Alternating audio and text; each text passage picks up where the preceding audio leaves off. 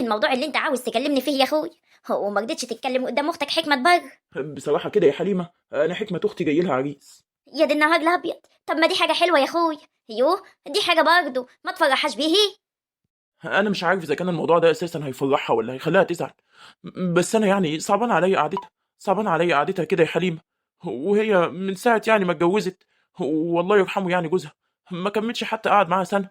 والبنت دلوقتي بقت في الإعدادية، وأنا خايف يعني، خايف إن هي تحسب إن أنا عاوز أجوزها علشان يعني أخلص منها. أنت عارفة يعني حكمة أختي عندي إيه. لا يا اخويا، ما تخافش انت من الموضوع ده. وبعدين ما هي عارفه انت بتحبها قد ايه يعني يا عبد الله. لا لا، ما افتكرش ان اختك تاخد الموضوع كده. وبعدين اختك لسه صغيره ولازم تكمل حياتها. ايوه. تفتكري يا حليمة، تفتكري إن هي هتاخد الموضوع كده؟ ما تشيلش هم الموضوع ده ابدا يا عبد الله. انا هكلمها في الموضوع ده وهوصله لها بالطريقه المناسبه ليه. وانت عارف بقى، انت عارف ان انا وحكمت صحاب من زمان. ومش هتفهمني لا غلط ولا مش غلط يا اخويا الكلام اللي انت بتقول عليه ده يا عبد الله. لما تخليني انا يا حليمه اكلمها في الموضوع ده، لا تحسب يعني ان انت كمان عاوزاها يعني تمشي من هنا. ربنا يعلم ان انا خايف عليها، وعاوز اطمن عليها برضه ان هي تبقى مع راجل، وخصوصا ان بنتها دلوقتي مصيرها تكبر وهتتجوز وهتتساب لوحدها. على الاقل تلاقي حد يعني ياخدوا حس بعض. وماله يا اخويا، قلت لك ما تعتلش هم الموضوع ده خالص يا عبد الله. يوه يا عبد الله، ملاك الصالح انت بالموضوع ده. انا وهي حرين مع بعضين، وانا افهمه لها واوصله لها بالطريقه اللي انت عاوزها. بس ما قلتليش يا اخوي، هو مين العريس ده؟ حد كده كويس؟ العريس يبقى حجاج، ما انت عارفاه، اللي كان داخل معايا شريك قبل كده في الشغل، واحنا يعني اصحاب من زمان. وهو يعني بعد مرات الله يرحمها هو بيدور على عروسه، وهو اللي كلمني على حكمه. حجاج. اه، حجاج ده ابن حلال. بس اللي انا اعرفه يا اخويا ان هو معاه اسم الله يعني ولد، ويعتبر برضه من سن يعني البت جهان بنت حكمة اختك. ايوه فعلا هو عنده ولد. طب يعني ما تاخذنيش يا اخويا، ولد وبيت وازاي يعني هيقعدوا في البيت كده؟ ما يصحش برضه. ما هي بنت اختك دي انا برضه مربياها زي بنتي واخاف عليها. يعني الواد ده هيقعد برضه مع ابوه في الشقه؟ يبقى احنا عملنا ايه؟ حطينا البنزين جنب النار يا اخويا. بلاش منها خالص الجوازه دي. ما انا نسيت اقول لك يا حليمه ان الولد هيقعد مع سته، وهو شرط عليا كمان ان جيهان بنت حكمه تفضل قاعده هنا معايا.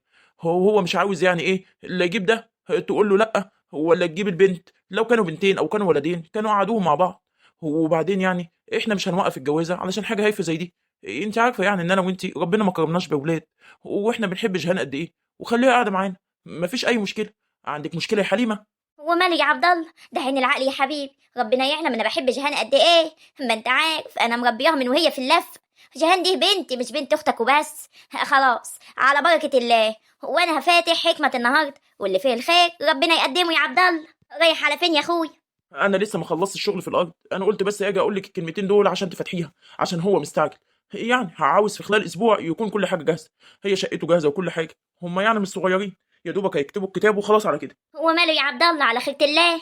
روح انت اتكل على الله، روح شغلك وما تعتلش همها اي حاجه خالص. خلاص ماشي يا حليمه، السلام عليكم. وعليكم السلام ورحمه الله وبركاته.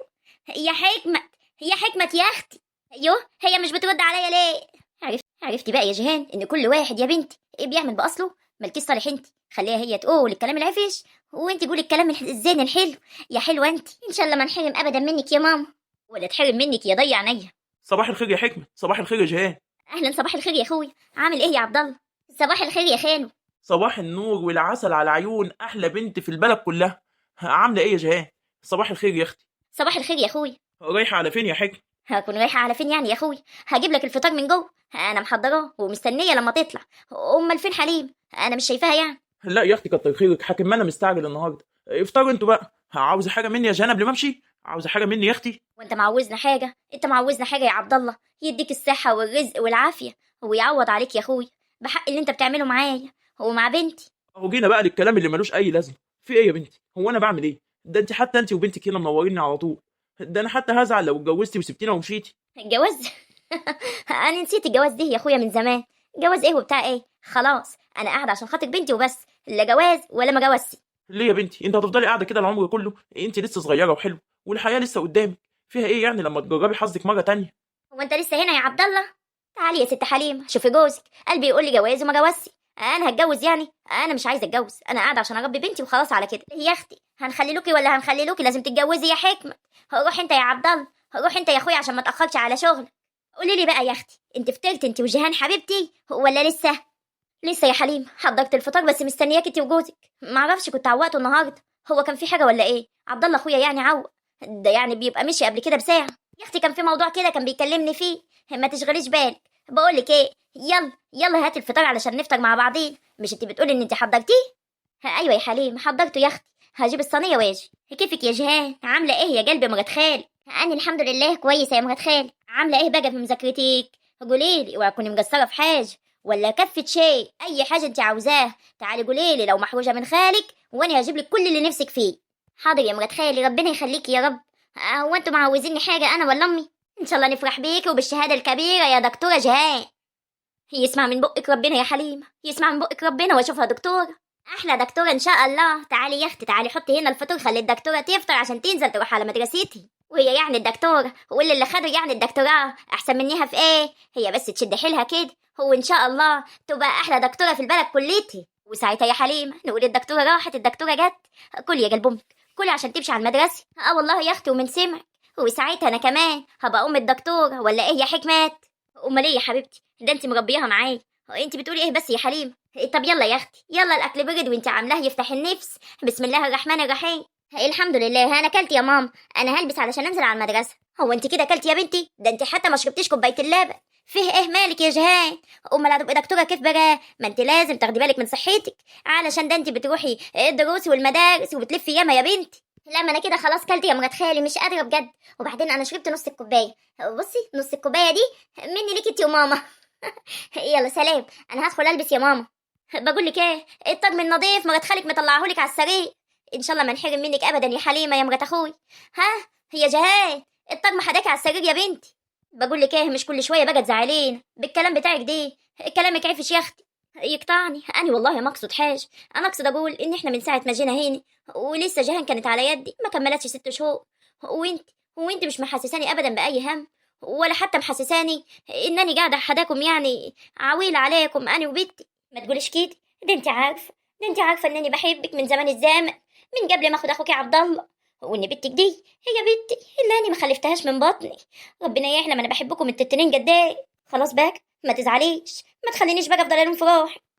حليم حليمه ما تزعليش مني. لا خلاص يا حكمة مش زعلان، حكم ما انت عارفه غلاوتك عندي ايه. هي اما اني هنزل على المدرسه عاوزه حاجه مني؟ لا يا جهان بقول لك ايه، خدي علبه السندوتشات اللي عاملاها لك جوه في المطبخ. ها كليها كلها يا بنتي. حاضر حاضر يم، سلام عليكم. مع السلامه يا مرات خالي. مع السلامه يا قلب مرات خالي. خلاص بقى يو، ما تخليش القعده شين. خلاص يا حليم. ماشي يا حكمة. بقول لك ايه يا حكمة، في موضوع كده يا اختي وانا عايزه اتكلم معاكي فيه. موضوع ايه يا اختي؟ خلي المواضيع بعدين، خلينا نقوم نشوف اللي ورانا. والله ابدا ما نقوم من مطرحنا ولا نتحرك غير لما نتكلم في الموضوع اللي انا عاوزاكي فيه. بقول لك ايه، خلي المواضيع بعدين. يلا يلا خلينا نشوف اللي ورانا، ده احنا حدانا هم ما يتلم في الدار. انا قلت يا اختي الحاجه دي تستنى، انا مش جايبه من مطرحي من هنا غير لما اكلمك في الموضوع يا حكمة. خلاص يا اختي بدل انت مصير، قولي لي بقى ايه الموضوع اللي هيخلينا نسيب شغل الدار كله ونفضل قاعدين. ماشي انا هقول، بس ايه، انا بتكلم دلوقتي اختي مش اخت جوزي. هي انت عارفه معزتك عندي ايه؟ يو ايه يعني الموضوع اللي انت عماله تعملي له مقدمات كده؟ ما تفوتي كده في الموضوع على طول يا حليم. يو احنا في برضه بناتنا الكلام دي. لا يا اختي بقول لك ايه، بصراحه كده اخوك جايب لك عريس وعريس زين وحلو، وانا الصراحه عاوزاك توافقي على الموضوع دي. فايه يا حليم، هو انت يا اختي جايه ما تمزحي معايا على الصبح؟ عريس ايه يا اختي دي اللي اخويا جايبه لي؟ قومي خلينا نشوف اللي ورانا. وانا يا اختي هقوم امزح معاكي ليه بس؟ والله فعلا في عريس ومكلم اخوك عليكي يا حكمه. اما انت يا اختي لازم برضه تتجوزي، هتفضلي قاعده كده بطولك؟ انا لحد دلوقتي واخده الموضوع بهزار. بقول لك ايه، قفلي على الموضوع ده. عريس ايه وبتاع ايه؟ انا مش عايزه اتجوز. يا اختي ما ربنا عرفوه بالعاجل. يو هتفضلي قاعده كده؟ بقالك اكتر من 13 سنه قاعده بتربي في البيت، خلاص البت كبرت. وبعدين البت دي هتفضل قاعده معايا هنا انا وخالها؟ يعني انت مش هتأمني على بيتك معايا؟ يعني انت مش عارفه معزتك في قلبي قد ايه ومعزه بنتك كمان؟ يعني عايزين نتجوز وهعمل بنتي؟ لا انا مش متجوزه، قفلي على الموضوع ده خالص. الجواز قال ايه دي؟ بطلوا ده واسمعوا ده، هو ده اللي ناقص. انا قعدت العمر دي كله علشان اربي في بيتي، وبعد كده تقولي لا اتجوز؟ امال هتفضلي قاعده كده؟ ما انت لازم تتجوزي يا حكمه. قولوا ان انتوا بقى زهقتوا مني ومش عاوزيني، وانني بقيت تقيل عليكم انا وبنتي. والله عنده حاجه عبد الله، وانا اللي كنت بقول له يا اخويا دي حاجه تفرح. اهدي، ليه حق ان هو يخاف ان هو يفتحك في الموضوع؟ يا حكمة، يا حكمة تسمعيني يا اختي. يا حكمة، انت يا اختي غلبتي العيال الصغيرين، ده انت غلبتي بنتك لما بتزعل. يا حكمة يا اختي، ممكن اعرف دلوقتي هو انت بتعيطي ليه؟ انا بقول لك جابلك عريس، هو انا قلت لك ايه؟ لا عليك يا حليم، حمليني دلوقتي. انا عارفه انني بقيت تقيل عليك انت وجوزك، بس انا لما عبد الله يجي هخليه يجيب لي دار واقعد فيها انا وبيتي، بدل احنا خلاص بقينا زاحمين عليكم الدار هنا. بقى كده يا حكمات، تاخد الموضوع كده يا اختي. خلاص، انا زعلانه منك، انا اللي مش عايزه اتكلم معاكي تاني، بدل انت شايفه انني واخوكي خلاص زهقنا منك انت وبيتك. مش ان احنا يا اختي خايفين عليكي، وان احنا قصدنا يعني ان انت تلاقي برضه حد تتكلمي معاه تتونسي معاه بعد ما بنتك تتجوز. بنتك مش هتقعد لك العمر كله، بنتك كلها كام سنه وهتتجوز وهتروح ده جوزها، وانت كمان هتفضلي كده قاعده لحالك وبطولك. على الاقل، على الاقل هتلاقي ونيس تاخدي وتتحدثي معاه، لكن ما انت قاعده كده خلاص. خليكي، هو انت مزعلانه في ايه؟ ربنا يعلم، انا واخوكي بنحبك وبنعزك قد ايه، ومش انا اللي هتكلم وهقول لك الكلام ده، المفروض ان انت تعرفيه منك لحال. تقولوا انني خلاص بقيت تقيل عليكم انا وبنتي. انا اتجوز انا مش متجوزه. السلام عليكم يا حليم، هو واقفه كده ليه؟ واقفه يا اخوي، كان عندك حق يا عبد الله، كان عندك حق يا اخوي لما قلت ان انت خايف اتفتح حكمت في الموضوع. انا كنت عارف ان هي تاخد المواضيع بحساسيه كده، عشان كده ما كنتش عاوز افتحها في الموضوع.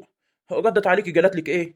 ردت عليا يا عبد الله بنفس الرد اللي ردته عليك الصبح قبل ما تمشي. انا مش عايزه اتجوز، انا خلاص على كده، بس احنا هنسكت على كده يا عبد الله؟ هنخليها تخيب املها بايديه؟ هي امال انت اخوها ليه يا اخوي؟ خش انت واتكلم معاها وفهمها ووعيها ان احنا مش عايزين غير مصلحتها، وان بنتها دي مش هتقعد لها على طول، المفروض ان هي تتجوز وتشوف حالها. هي واقفه وراك اهي. تعالي يا اختي تعالي. انت زهقت مني يا عبد الله مش كده؟ زهقت من قعدتي انا وبنتي عندك يا اخوي. ليه يا اختي بتاخديها بالطريقه دي؟ ليه ما تاخدهاش انني خايف عليك وعاوز اطمن عليك؟ بنتك بكره تكبر وان شاء الله هتتجوز وهتروح على دارها. انت انت اللي عمرك كله هيكون راح خلاص. يعني انت كمان هتقولي نفس الكلام يا عبد الله يا اخوي؟ هتقولي اتجوزي وبنتي انا ما هقدرش اهملها يا عبد الله. ما احنا قلنا لك يا اختي، قلنا لك انك بنتك دي هتبقى في رقبتي انا واخوكي، احنا اللي هندير بالنا عليها. وبعدين انا مش كيف امها، يعني انا مش هبقى عامله زيك يعني يا اختي ما اخافش عليه. صدقيني يا اختي، هو دي المصلحه عليك. انت لازم تتجوزي، مش هتفضلي قاعده بطولك كده يعني يا حكمه يا اختي. همني يا اخوي، همني اخد وودي كده مع نفسي كده في الموضوع دي، ونشوف كده رأي جيهان كمان هترد علينا تقول ايه. الحمد لله يا اخويا ان انت عرفت تقنعها، داني بقالي 3 ساعات وهي نازله عياط وتقول لي ابدا ما هتجوزي. ربنا يقدم اللي فيه الخير يا حليم. تعالي تعالي حطي لي لقمه، حكيماني راجع تعبان. هو ماله يا اخوي؟ يعني ايه يابا الكلام اللي انت بتقوله دي؟ يعني انا همل البيت هني؟ ايوه يا عادل، لان انا هتجوز يا ولدي. طب ما تتجوز يا بوي، هو انا قلت لك ما تتجوزش؟ بس انا ما هملش الدار هني. ما ينفعش يا ولدي، ما ينفعش تقعد معانا، انا يعني ومرة ابوك. ليه يا بوي؟ ده هتبقى مرتك، يعني هتبقى كيف الله يرحمها. ما ينفعش يا ولدي، لان بصراحه كده اللي انا هتجوزها دي حداها بنت برضه، واني شرطت عليها ان هي تسيب بنتها مع اخوها. اخوها برضه هو اللي هيربي بنتها، وهي برضه هتيجي هنا، وانت هتقعد في دار ست. خلاص يابا اللي تشوفه، بدل دي هيريح. ما تزعلش مني يا عادل، بس انا زي ما انا قلت لها ان هي تسيب بنتها عند اخوها، انا كمان كان لازم اسيبك حدا ستك. ربنا يقدم اللي فيه الخير يا ولدي، ما انا ما هفضلش قاعد كده برضه، لابد يعني ان انا اتجوز، وبكره انت كمان هتتجوز وهتفتح دار. خلاص يابا اللي انت تقول عليه انا موافق عليه، عن اذنك يابا هدخل عشان احضر شنطة هدومي. لا يا ولدي، ما هي لسه ما ردتش، لما نبقى نشوف يعني. ايه، بس انا حبيت ان انا فتحك في الموضوع. خلاص يابا انا يهمني سعادتك، اهم حاجة ان هي تكون بني ادمة كويسة. عن اذنك يابا. الو، ايوه يا عبد الله. ايوه يا حجاج، عامل ايه يا اخوي؟ إيه الحمد لله، انا بتصل بس عشان اقول ايه اخر الاخبار. قلت لاختك والله يا حجاج، قلت لها بس ادينا يومين ثلاثه كده ان شاء الله هجيب لك ايجاد. طيب يا اخوي، انا بس كده حبيت اعرف ايه بس الدنيا فيها ايه. انت شايف يعني ان هي موافقه؟ ان شاء الله يا اخوي، باذن الله في خير. خلاص ماشي يا عبد الله. عامه انا كلمت دلوقتي عادل ابني وفهمته على كل حاجه، وقلت له يعني ان قعدته بعد كده هتبقى في درسته، وانت كمان يا اخوي على اتفاقنا، مش كده يا عبد الله؟ ايوه ايوه يا اخوي، ايوه ان شاء الله على اتفاقنا. عاوز حاجه دلوقتي؟ لا يا اخوي، عاوز سلامتك. يلا سلام عليكم. بالله عليك ترد عليا في اسرع وقت. ان شاء الله يا اخوي، ان شاء الله خير. يلا سلام عليكم. وعليكم السلام ورحمه الله وبركاته. السلام عليكم. عامله ايه يا جهان يا بنتي؟ بتذاكري ولا حاجه؟ اروح واجي وقت تاني؟ لا يا مرات خير، تعالي اتفضلي. انا خلصت مذاكره خلاص، ده انا كنت هنام. طب بقول لك ايه، انا عاوزه اتكلم معاكي كده كلمتين. وماله يا مرات خير، اتفضلي. يزيد فضلك يا حبيبتي. ربنا يخليكي لي يا جهان. انت عارفه يا جهان انني بحبك مش كده؟ ايوه طبعا يا مرات خالي، هو انت هتقولي لي؟ وربنا يعلم انا كمان بحبك انت وخالي كان يكون وابوي. ربنا يديم المعروف يا بنتي. وطبعا اي كلام انا هتكلمه معاكي انت عارفه انني عايزه مصلحتك ومصلحه امك مش كده؟ طبعا يا مرات خالي اتكلمي انا سامعاكي. انت دلوقتي كبرتي ما بقيتيش صغيره. انت تتضايقي لو فضلتي قاعده هنا معاي انا وخالك وامك يعني؟ لو جالها عريس يعني تتجوز هتزعلي يا جهان. انت بتقولي ايه يا مرات خالي؟ امي جالها عريس؟ انت بتتكلمي جد؟ يو هو انا بتكلم معاك عشان تزعل يا جهان؟ وان اللي بقول ان انت عداني امي جالها عريس يا مرات خالي مش كده؟ انتوا عاوزين تجوزوها مش كده؟ هو عيب يا بنتي ولا حرام؟ امك فضلت قاعده من ساعه ما ابوك توفى، بقاله اكتر من 13 سنه اهو. ودي بسم الله ما شاء الله ماشيه في ال 14، يعني كده كويس جاوي. ده ابوكي اتوفى وامك كانت لسه حبلة فيكي، ما كانتش لسه كمان خلفاتك. ودلوقتي بسم الله ما شاء الله بقى حداكي دلوقتي 13 سنة، يعني كبيرة مش صغيرة. وامك كمان من حقها ان هي تعيش حياتي وتفرح. امك ما شافتش الفرح يا جهان. انا ما قلتش حاجة يا مرات خال، بس انا هروح مع عمي مش كده؟ ومنين انت بتقولي انني هقعد هنا معاكم؟ انا هروح مطرح ما امي رايحة. لو متجوزت انا هروح اسكن معاها. لا يا اختي ما ينفعش، ما يصحش يا بنتي. جوز امك تقعدي معاه كيف؟ ما يصحش برضه. وبعدين هو انت ما بتحبيش دارنا هنا وما بتحبيش خالك عبد الله ومش بتحبيني؟ هتزعلي يعني لو فضلتي قاعده هنا معاني؟ انا واخده على خاطري منك يا جهان. والله ما اقصد يا مرات خالي، انا بس اقصد اني انا ما تعودتش انني ابعد بعيد عن امي، صدقيني. وانت عارفه انني ما خلفتش ولاد، وانت تعتبر بنتي. وبصراحه كده هو كمان العريس انت عارفاه يبقى عمك حجاج اللي هو شريك خالك في الارض وكده. وهو كمان حده ولد. ما هو يقعد ولد اهو، يعني امي رايحه عشان تربي له ولده وهتهمني يا مرات خالي؟ لا يا بنتي، هو شرط وقال ان ولده هيوديه يعني ايه حدثته، وانتي تقعدي هنا معانا واحنا مش عايزين نعطل الجواز. عمك حجاج راجل كويس، وامك برضه غلبانه. سيب امك تعيش يا بنتي، سيبها تعيش لها يومين عشان خاطر يا جهان يا بنتي. وصدقيني لاني ولا خالي كان ضايقك في حاجه، وكفة شيء انت عاوزاها نجيبهولك. يبقى فيه ايه تاني يا بنتي؟ وام رايها ايه؟ امك يا حبة عيني مش راضية تقول ولا راضية تعيد، عشان يعني انت هتبعدي بعيد عنيه زي ما الموضوع صعب عليكي، صعب برضه على امك. هي ما رضيتش تتجوز بقالها اكتر من 13 سنة عشان تربيكي، علشان ما تجيبش حد يتحكم فيكي. لكن برضه انت بسيبك بكره تتخرجي ان شاء الله من جامعتك وتتجوزي وتشوفي حياتك. وامك هتفضل كده بطولها؟ طب انت دلوقتي مسلياها، بعد كده امك هتعمل ايه؟ عشان خاطري يا بنتي وافقي واقعدي معايا هنا انا وخالي. تقصدي يا متخيل ان امي مش راضيه توافق وانني واقفه في طريق سعادتي؟ حاجه زي كده يا بنتي. وعشان كده انا عاوزاك انتي اللي تفتحيها في الموضوع وتعرفيها وتفهميه ان انتي مش زعلانه، وبكده هي هتوافق على طول. قلت ايه يا بنتي؟ هتفتحي امك انتي في الموضوع؟ حاضر يا مرات خالي، انا هروح وهتكلم مع امي وانا اللي هخليها توافق ان هي تروح وتتجوز. وانا مش هقف في طريق سعاده امي ابدا. كفايه اللي هي عملته عشان. ايوه كده، انا بقول عليكي بنت العاقله شاطره يا جهان. بقول لك يا جهان، انا هروح بقى يا حبيبتي، عاوزه حاجه مني؟ لا يا مرات خالي شكرا. ربنا يكملك بعقلك يا جهان يا بنتي. يلا بقى انا لك ساعتين علشان ان شاء الله تفيقي كده تبقي كويسه كده وانت رايحه المدرسه. حاضر يا مرات خالي. تصبحي على خير يا بنتي، وانت من اهل الخير يا مرات خالي. لا، انا عمري ما هقف في طريق سعاده امي. امي فعلا فضلت قاعده 13 سنه مش عايزه تتجوز وضيعت كل شبابها علشان خاطري. أنا برضه جه الوقت إن أنا أضحي برضه علشان سعادتي. أنا لازم أروح أتكلم معاها وأخليها توافق على عم حجاج. أنا موافقة أفضل عايشة هنا على طول عند خالي. أنا عمري ما هبقى أنانية وأقف قدام سعادتك يما. ايه يا حليم، كنت فين كل دي؟ كنت عند جهان يا عبد الله، كنت حدا جهان بكلمها وأوعيها إن هي لازم تكلم أمها في الموضوع. ولو جهان كلمت أمها وأمها عرفت إن جهان هي اللي عاوزة كده وإن هي يعني موافقة إن هي تقعد هنا معاني وإن هي تتجوز، أنا عارفة وواثقة إن هي هتوافق على طول على حجاج.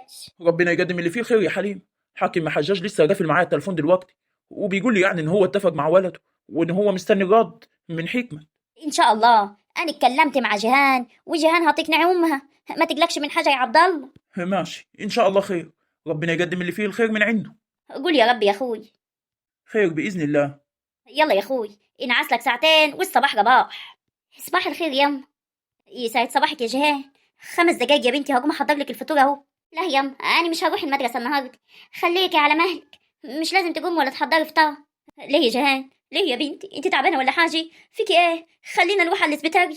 يلا خلينا نمشي. يما ما تقلقيش، انا كويسه مفيش اي حاجه.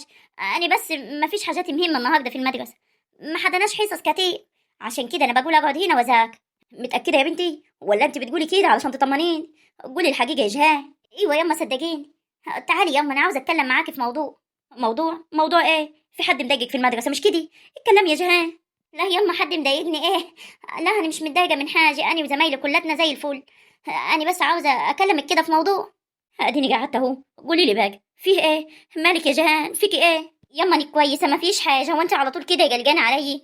وانا عندي اعز منك يا بنتي عشان اقلق عليه؟ انت عارفه انت عندي ايه يا جيهان؟ وانا كمان يما بحبك، ربنا يعلم اني بحبك قد ايه. علشان كده انا جايه فتحك في الموضوع دي اللي انا بقول لك عليه. يوه، موضوع ايه؟ ما تتكلمي يا بنتي، انا مش ناقصه. ايه في موضوع العريس يما؟ انت مش موافقه على العريس ليه يما؟ يوه، عريس ايه؟ عريس ايه اللي انت بتقولي عليه دي؟ انا مش متجوزه، انا مش هتجوز وهملك، لا. انا خلاص هعيش العمر كله ليك يا بنتي. ولو انا قلت لك يما وافقي على العريس دي وما تعتليش همي، كفايه اللي انت عملتيه عشان انت حرمتي روحك من كل حاجه علشاني يما. واجا الوقت ان انت كمان تشوفي حياتك. وبعدين يا ست انت، هو انت يعني هتقعديني جارك العمر كله؟ ماني برضه هيجي عليا فتره وهتجوز يما وهمشي. اتجوزي يما، وافقي على العريس. قولي لي قبل، مين اللي عرفك الموضوع دي؟ ومين اللي فتحك في الموضوع؟ مرات خالك مش كده؟ يما اللي كلمني، انا ما بقيتش صغيره. وانا بقول لك اهو، انا موافقه يما اتجوز واهملك. اهملك يا جهان؟ انا ما اقدرش ابعد عنك يا بنتي، والعريس بيقول لي انني اسيبك هنا افضل خالك. تعرفي لو اني هاخدك معاي الموضوع هيبقى سهل عليا يا بنتي، لكن ده العريس بيقول ان انت تقعدي هنا، تفضلي عايشه هنا مع خالك ومرات خالك في الدار هنا. وماله يما؟ وماله؟ انا اتولدت في الدار هنا وعشت فيه، دي داري، ومرات خالي ما فيش اطيب منها، وخالي كمان ما بيخلينيش عاوزه اي حاجه. وبعدين المعاش بتاع ابويا اديني بصرف منه، يعني ما تعتليش هم اي حاجه. احنا مش هنبقى تقال عليهم العمر كله يما. اتجوزي يما وعيشي حياتك. انت بتقولي ايه يا جهان؟ بتقولي ايه يا بنتي؟ بقول اللي المفروض يحصل يما ان انت تتجوزي وتشوفي حياتك يما، مش انا اللي هقف في طريق سعادتك. قلتي ايه يما؟ قلتي ايه؟ قلت لا اله الا الله. هقول ايه بس يا بنتي؟ قولي ان انت موافقه يما على العريس وتجوزي يما، عيشي حياتك يما، كفايه اللي ضيعتيه من عمرك يا حبيبتي. انا مش مصدقه يا جهان ان انت اللي بتطلبي مني الطلب دي. ليه يما؟ صدقي انا كبيره يما مش صغيره. انا ماشيه في ال 14 سنه، يعني انا كبيره وفاهمه وواعيه ان انت تعبتي عشاني كتير جو، وجه الوقت ان انت كمان تستريحي. وافقي يما على العريس وتجوزي، انا مش زعلان. افتكر دلوقتي يا حكمات ان انت مالكيش حج. بقى كده، بقى كده يا حليمي تروحي تقولي لجهان مش انا رفضت الموضوع وخلاص وخلصنا؟ لا ما خلصناش، انت لازم تتجوزي وتعيشي حياتك، انت لسه صغار. 32 سنه دي يا ده اللي لسه اللي قدك ما دخلوش دين يا يوه. اتجوزي وعيشي حياتك وبنتك في عينيا الاتنين. صدقيني يا اختي، صدقيني والله ما هقصر معاها في اي حاجه، لاني ولا خالها. اسمعي كلام مرات خالي يما، انا مش زعلانه صدقيني، انا بحب مرات خالي وهفضل قاعده معاهم هنا. ها نرد على حجاج نقول له ايه؟ نقول له موافقين؟ لا ما ترديش وما تعمليش حاجه دلوقتي غير لما اقول. سيبيني كده افكر في الموضوع شوي. وماله، خدي راحتك يا حكمت، بس على عشيه تكوني ان شاء الله مديانا الرد ان شاء الله.